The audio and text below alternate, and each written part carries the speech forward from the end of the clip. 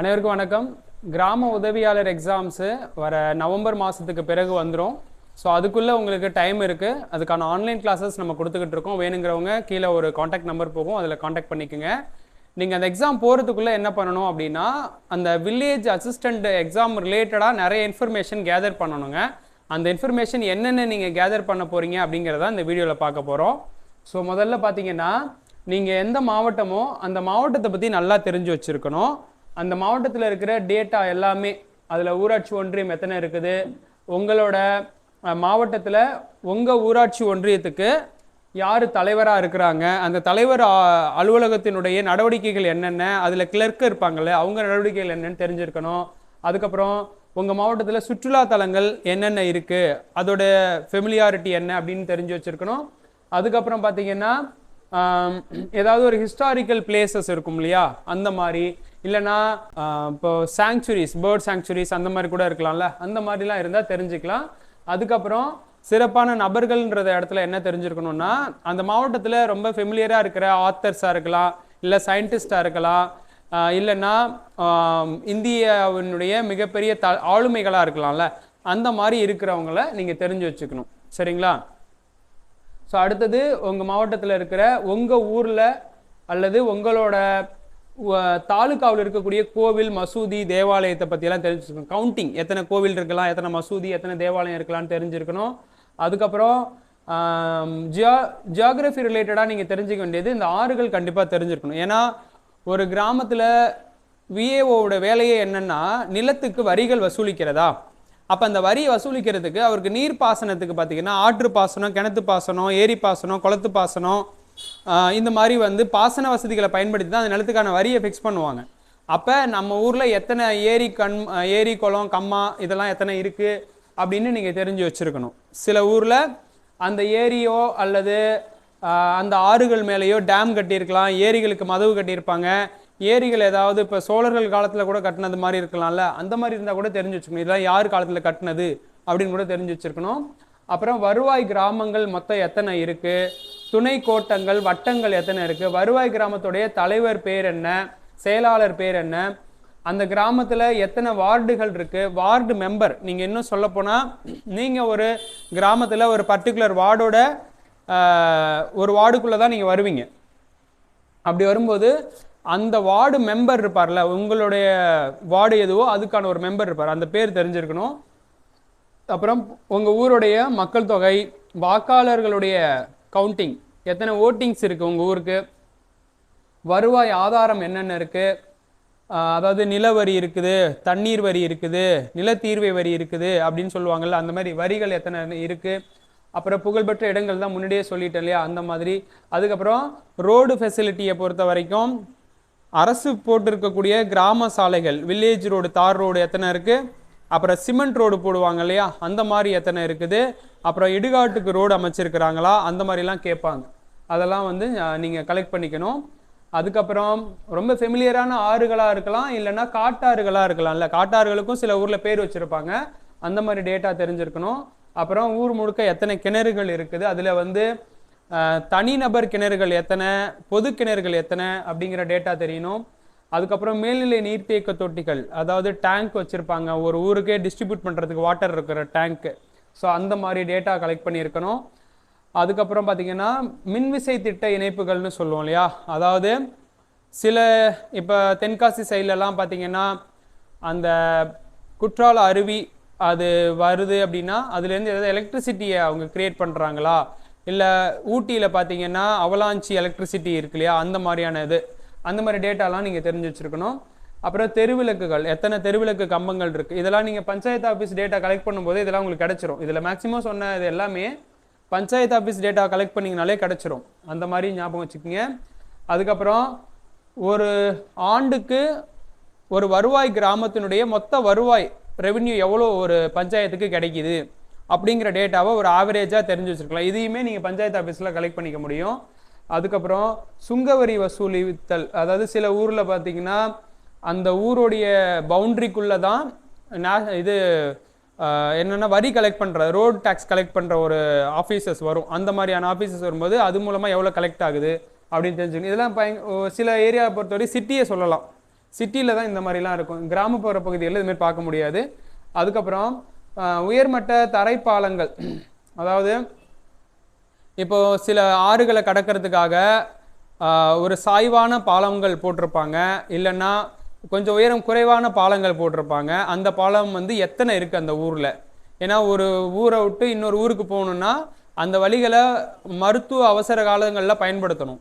அப்படி பயன்படுத்தும் போது இந்த டேட்டாவெல்லாம் நம்ம ஞாபகம் வச்சுக்கணும். ஏன்னா அந்த பாலம் சேதாரம் அடைஞ்சதுன்னா நீங்கள் ஒரு அரசு ஊழியரான பிறகு அந்த பாலத்துக்கான பொறுப்பை நீங்கள் எடுத்து பண்ணுற மாதிரி இருக்கும். அதுக்காக இதெல்லாம் தெரிஞ்சு வச்சுருக்கணும்.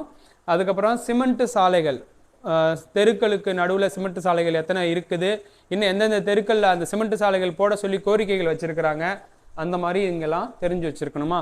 அடுத்தது பார்த்திங்கன்னா நியாய விலை கடைகள், அதாவது நம்ம ரேஷன் கடைகள் இருக்கு இல்லையா, அது இப்போ பெரிய பெரிய வருவாய் கிராமங்களாக இருந்தால் 2-3 கூட இருக்கலாம். இல்லை நீங்கள் சிட்டியில் நகராட்சியில் இருக்கீங்க, பேரூராட்சியில் இருக்கீங்களா, அங்கே 3-4 இருக்கும். கிராமப்புற பகுதியில் இருந்தால் 1 இருக்கும். அப்போ இந்த நியாய விலை கடைகளில் கவுண்டிங்கையும் தெரிஞ்சு வச்சுக்கிட்டு, நியாய விலை கடையில் பணியாற்றக்கூடிய பணியாளர்கள் பேரை தெரிஞ்சு வச்சுக்கிட்டு, அங்கே கொடுக்குற குட்ஸோட ப்ரைஸஸ், அதாவது அந்த மண்ணெண்ணெய், பருப்பு, பாமாயில் இதோடைய ரேட், அப்போ உப்போட ரேட்டு, அரிசி வந்து இலவசமாக இருக்கலாம், பட் கவர்மெண்ட்டிலேருந்து அவங்க கொள்முதல் பண்ணும் பொழுது என்ன காஸ்ட்டுக்கு கொள்முதல் பண்ணுறாங்க அப்படின்னு கூட கேட்பாங்க. அதனால் அந்த மாதிரி டேட்டாலாம் ஞாபகம் வச்சுக்கோங்க. அப்புறம் பகுதி நேர அங்காடிகள், இப்போ சிட்டி சைட்லலாம் வந்து எனி டைம் திறந்த கடைகளும் இருக்கும், பகுதி நேரமாக செயல்படுற அங்காடிகளும் இருக்கும். அந்த மாதிரியெல்லாம் டேட்டா கலெக்ட் பண்ணிக்கணும். அப்புறம் எல்லா ஸ்டாண்டர்ட்லேயும் இருக்கக்கூடிய ஸ்கூல்ஸு அங்கன்வாடிஸ் எல்லாம் தெரியும் இல்லையா. வந்து ஸ்கூல்ஸ்னால் சில ஊரில் 8th ஸ்டாண்டர்ட் வரைக்கும் இருக்கலாம், சில ஊரில் 10th வரைக்கும் இருக்கும், சில ஊரில் +2 வரைக்கும் இருக்கும். பெரிய சிட்டினா கவர்மெண்ட் ஸ்கூலாக ஹை ஸ்கூல் எத்தனை இருக்குது, ஹையர் செகண்டரி ஸ்கூல் எத்தனை இருக்குது, மாடல் ஸ்கூல் எத்தனை இருக்குது, அந்த மாதிரி. அப்புறம் தனியார் பள்ளிக்கூடங்கள் எத்தனை இருக்குது அப்படிங்கிற டேட்டா. அப்புறம் அங்கன்வாடிகள். அதுக்கப்புறம் வீடு வழங்கும் திட்டத்தின் கீழே பயனாளிகள் எத்தனை பேர் பலனடைஞ்சிருக்கிறாங்க. பிரதம மந்திரி வீடு வழங்கும் திட்டம் இருக்கா, அதுக்கப்புறம் பசுமை வீடு திட்டம் இருக்கா, கலைஞர் வீடு வழங்கும் திட்டம் இருக்குங்களா. அப்போ இந்த மாதிரி என்ன பண்ணணும் அப்படின்னா, இந்த ஒவ்வொரு திட்டங்களையும் எத்தனை பயனாளிகள் இந்த வீடுகளை இது வரைக்கும் வாங்கியிருக்கிறாங்க இந்த நம்மளோட பஞ்சாயத்துக்கு உட்பட்ட எல்லையில் அல்லது நம்மளோட வருவாய் கிராமத்தில் அப்படின்னு டேட்டா கலெக்ட் பண்ணிக்கணும். அடுத்தது பார்த்தீங்கன்னா பொது சுகாதார வளாகங்கள் எத்தனை இருக்குது. இதெல்லாம் கிராமப்புற பகுதியிலுமே இப்போல்லாம் கட்டுறாங்க. அப்படின்னா பப்ளிக் டாய்லெட்டுன்னு சொல்லுவோம் இல்லையா, அந்த மாதிரி இருக்கும். ஸோ அது வந்து ஒரு குறிப்பிட்ட கம்யூனிட்டி ரிலேட்டடாக கட்டியிருக்காங்களா, இல்லை எல்லாரும் பயன்படுத்துகிற மாதிரி கட்டியிருக்கிறாங்களா அப்படிங்கிறதெல்லாம் கலெக்ட் பண்ணிக்கணும். அதுக்கப்புறம் குளியலறைகள் அதெல்லாம் சிட்டி சைடில் இருக்கும். அப்புறம் ஜல்ஜீவன் ஸ்கீம் இப்போ வந்திருக்கு, அது உங்கள் ஊரில் இப்போ ஃபினிஷ் ஆகிருக்குன்னா எத்தனை வீடுகளுக்கு குடிநீர் குழாய்கள் போட்டு கொடுத்துருக்குறாங்க. இப்போல்லாம் அதாவது ஒவ்வொரு வீட்டுக்குமே குடிநீர் குழாய் போட்டு தராங்க இல்லையா, ஜல்ஜீவன் அப்படின்னு ஒரு ஸ்கீம் கொண்டு வந்து, அது உங்கள் ஊரில் ஃபினிஷ் ஆகிடுச்சுன்னா அப்போ எத்தனை வீட்டுக்கு அது இப்போ போட்டிருக்கிறாங்க. இதெல்லாம் வந்து ஒரு கரண்ட் சினாரியோ. அப்போ கண்டிப்பாக இதெல்லாம் நீங்கள் தெரிஞ்சு வச்சுருக்கணும். இல்லை இன்னும் கம்ப்ளீட் ஆகலை, இன்னும் இத்தனை வீடுகள் பெண்டிங் இருக்குன்னா அப்போ எத்தனை வீடுகள் பெண்டிங் இருக்குது அப்படிங்கிற டேட்டாவை கலெக்ட் பண்ணிக்கணும். அப்புறம் ஏரிவெட்டில் உள்ள உறுப்பினர்கள், இப்போது அந்த மகாத்மா காந்தி தேசிய ஊரக வேலை உறுதி திட்டம் கொண்டு வந்த பிறகு அதில் நிறைய எம்ப்ளாயீஸ் வந்து என்ன பண்ணுறாங்கன்னா, அந்த 100 நாள் வேலைக்குன்னு ஒரு ஏரிவெட்டுன்னு போகிறாங்க. அப்படி போகும்போது அவங்களுக்கு ஒரு நாளைக்கு எவ்வளோ ஊதியம் கொடுக்குது அரசாங்கம், அவங்க எவ்வளோ நேரம் வேலை செய்கிறாங்க, அந்த வேலைக்கு ஒருத்தரை சேர்த்துக்கணுன்னா அதில் மினிமம் ஏஜ் எவ்வளோ இருக்கணும், மேக்சிமம் எத்தனை ஏஜ் வரைக்கும் இருக்கிறவங்க அந்த வேலைக்கு போகலாம், அப்புறம் அந்த வேலையில் வரக்கூடிய ஊனமுற்றோர்களுக்கு ஏதாவது சலுகை தருதா அப்படின்ற மாதிரிலாம் நீங்கள் அந்த டேட்டாவை கலெக்ட் பண்ணணும். அப்புறம் மகளிர் சுய உதவி குழுக்களுடைய செயலாக்கம், இது வந்து செல்ஃப் ஹெல்ப் குரூப் இருக்கும் ஒவ்வொரு ஊர்லேயுமே, அது கண்டிப்பாக இருக்கும். அதில் எத்தனை குரூப் இருக்குது, ஒரு கிராமத்தில் எத்தனை செல்ஃப் ஹெல்ப் குரூப் இருக்குது, அந்த குரூப் ஏதாவது ப்ரொடக்ஷன் பண்ணுறாங்களா, இல்லை ஏதாவது லோன் எடுத்து கூட்டு தொழில்கள் ஏதாவது பண்ணுறாங்களா அப்படின்லாம் நீங்கள் தெரிஞ்சு வச்சுருக்கணும். அதுக்கப்புறம் இளைஞர் மன்றங்கள், இளைஞர் நற்பணி மன்றங்கள் சில கிராமத்தில் செயல்படும். அதுக்கப்புறம் தனிநபர் இல்ல கழிவறைகள் கட்டுற திட்டம், இது வந்து கவர்மெண்ட்லேருந்தே ஒரு ஸ்கீம் கொண்டு வந்தாங்க, வீட்டுக்கு வீடு கழிவறை கட்டுற திட்டம்னே கொண்டு வந்தாங்க. அந்த திட்டத்தின் அடிப்படையில் எத்தனை பயனாளிகள் இது வரைக்கும் தனிநபர் வீட்டுக்கு கழிவறை கட்டியிருக்கிறாங்க அப்படின்ற டேட்டாவும் பஞ்சாயத்து ஆஃபீஸ்லேயே கிடைக்கும். அப்புறம் துப்புரவு பணியாளர்களோட எண்ணிக்கை, இது இப்போ பெரிய நகரங்களில் தான் இதை நீங்கள் கலெக்ட் பண்ணுறது கொஞ்சம் கஷ்டமான வேலையாக இருக்கும். சின்ன கிராமத்தில் ஈஸியாக நம்ம கண்டுபிடிச்சிடலாம். 2 பேரோ 3 பேரோ 5 பேரோ தான் என்ன பண்ணுவாங்க, துப்புரவு பணியில் ஈடுபடுவாங்க. ஸோ ஆனால் பெரிய பெரிய நகரங்களில் சென்னை மாதிரியான மாநகரத்தில் இருக்கிறவங்களுமே இந்த வேலைக்கு ட்ரை பண்ணுவீங்க. அப்போ அங்கெல்லாம் வந்து துப்புரவு பணியாளர்களுடைய கவுண்டிங்கிறது ரொம்ப அதிகமாகவே இருக்கும். ஆனால் அந்த பணியாளர்களுடைய கவுண்டிங்கை தான் நம்ம தெரிஞ்சுக்க போகிறோம். பேர் தெரிஞ்சுக்கணுன்ற அவசியம் இல்லை, கவுண்டிங் தெரிஞ்சுட்டா போதும். அப்புறம் டோட்டல் வாட்டர்மேன்ஸ், அதாவது இப்போ பொதுவாக மக்கள் பயன்பாட்டுக்கு காலை நேரத்துலையோ அல்லது சாயந்தர நேரத்துலையோ தண்ணி திறந்து விடுவாங்க கவர்மெண்ட் சைட்லேருந்து. ஒவ்வொரு வீட்டுக்கும் அந்த தண்ணி சப்ளை வரும். அந்த தண்ணியை திறந்து விடுறாரு பார்த்தீங்களா, அதுக்குன்னே ஒரு பொறுப்பு ஒருத்தர் கொடுத்து அந்த வேலையை கொடுத்துருப்பாங்க. அவங்க தான் வாட்டர்மேன் அப்படின்னு பேர். அவங்கள எத்தனை பேர் வேலை செய்கிறாங்க அப்படிங்கிற டேட்டாவை தெரிஞ்சுக்கணும். அப்புறம் துப்புரவுக்காக ஒதுக்கப்பட்ட வாகனங்களுடைய எண்ணிக்கை, அதோடைய தன்மை. அந்த கழிவுகள் எடுத்துகிட்டு போகிற வாகனங்கள் சில நகரங்களில் மாநகரங்கள்லாம் லாரி மாதிரியே ஒரு வாகனம் இருக்குது. ஸோ அதுவே வந்து அந்த வேஸ்டேஜ் எல்லாம் ஹேண்டில் பண்ணிடும். ஆனால் சின்ன சின்ன கிராமங்களில் அந்த தள்ளுவண்டி மாதிரி வச்சுட்டு போய் தான் என்ன பண்ணுவாங்கன்னா குப்பைகளை கலெக்ட் பண்ணுவாங்க. அப்படி இருந்தாலும் அதுக்கும் ஒரு அமௌண்ட் பட்ஜெட் ஒதுக்கியிருப்பாங்க அரசாங்கம். அது மாதிரி எத்தனை வண்டிகள் இருக்குது, எத்தனை குப்பை தொட்டிகள் இருக்குது, அந்த குப்பைகளை எந்த இடத்துல முறையாக வந்து கொட்டுறாங்க அப்படிங்கிற டேட்டா கலெக்ட் பண்ணி. ஏன்னா இதெல்லாம் ஒரு கிராமத்தில் ப்ராப்பராக இல்லை அப்படின்னா ஒரு விஏஓ எதுக்கு இதெல்லாம் தெரிஞ்சிருக்கணும், விஏஓட அசிஸ்டன்ட் எதுக்கு இதெல்லாம் தெரிஞ்சிருக்கணும்னா, இந்த வேஸ்டேஜ் மேனேஜ்மெண்ட்டை சரியாக பண்ணலைன்னா டெஃபினட்டாக அந்த ஊரில் டிசீஸ் பரவும். டிசீஸ் பரவுச்சுன்னா மேன் பவர் குறையும். மேன் பவர் குறைஞ்சதுன்னா அவங்களோட இன்கம் குறையும். அந்த ஒரு இண்டிவிஜுவலோட இன்கம் குறைஞ்சதுன்னா கவர்மெண்ட்டுக்கு எக்கனாமிக்ஸ் குறையும். ஸோ அதனால் இது எல்லாத்தையுமே கவர்மெண்ட் சைட்லேருந்து நீங்கள் இதெல்லாம் தெரிஞ்சு வச்சுக்கிட்டு ஆகணும். அடுத்தது பார்த்தீங்கன்னா திடக்கழிவு மேலாண்மை நடைபெறுதா அப்படின்னா அதில் உரக்கிடங்குகள் எத்தனை இருக்குது. இப்போ சில இடங்களில் இந்த கழிவுகளை கொண்டு போய் கொட்டிட்டு அதை வந்து ரீசைக்கிள் பண்ணுவாங்க, உரமாக பயன்படுத்துகிற மாதிரி. அந்த மாதிரியான இது எங்கேயாவது உங்கள் மாவட்டத்தில் இருக்குதா அப்படின்னு செக் பண்ணுங்கள். அதெல்லாம் இருந்ததுன்னா நீங்கள் கலெக்ட் பண்ணிக்கணும். அப்புறம் ஆரம்ப சுகாதார நிலையங்கள் எத்தனை இருக்குது ஒரு கிராமத்தில். இப்போது பெரிய பெரிய நகரங்களில் கவர்மெண்ட் பப்ளிக் ஹாஸ்பிட்டலே இருக்கும், பெரிய ஹாஸ்பிட்டலே இருக்கும், மெடிக்கல் காலேஜ் ஹாஸ்பிட்டல் கூட இருக்கும். ஆனால் சின்ன சின்ன கிராமங்களில் வருவாய் கிராமங்கள்லாம் ஆரம்ப சுகாதார நிலையம் வச்சுருப்பாங்க.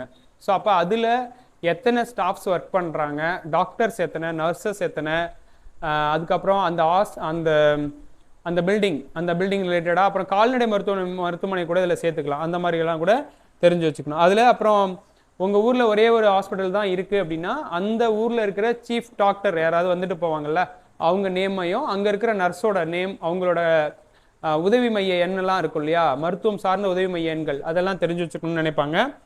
அடுத்தது கால்நடை மருத்துவமனைகள் இதை சொல்லிட்டேன். அப்புறம் ஆடு மாடு பெற்ற பயனாளிகளும் ஓஏபி பயனாளிகளும். ஆடு மாடு முன்னாடிலாம் கவர்மெண்ட் ஸ்கீமில் ஆடு மாடுலாம் கொடுத்தாங்கல்ல, அது எத்தனை பேருக்கு கொடுத்துருக்குறாங்க.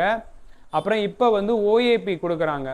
60 வயதுக்கு மேற்பட்ட ஆண் பெண் யாராக இருந்தாலும் முதியோர்களுக்கு அரசாங்கம் ஓய்வூதியம் கொடுக்குறாங்க. அது வந்து முன்னாடி ஒரு 1000 இருந்துச்சு, இப்போ 1200 மாறி இருக்கு. அப்போ அந்த டேட்டாவை நீங்கள் கலெக்ட் பண்ணணும். அப்போ அதில் எத்தனை பேர், எத்தனை மென்ஸ் வந்து எத்தனை ஆண்கள் அந்த ஓஏபியை ஒரு கிராமப்புற பகுதியிலையோ நகரப்புற பகுதியிலையோ வாங்குறாங்க, எத்தனை பெண்களுக்கு அரசாங்கம் இதை கொடுக்குது அப்படிங்கிற டேட்டாவை கலெக்ட் பண்ணணும். கிராம உதவியாளர் தேர்வுக்கு இன்னும் என்னென்ன தகவல்கள் கலெக்ட் பண்ணணுங்கிறத அடுத்த வீடியோவில் பார்க்கலாம்.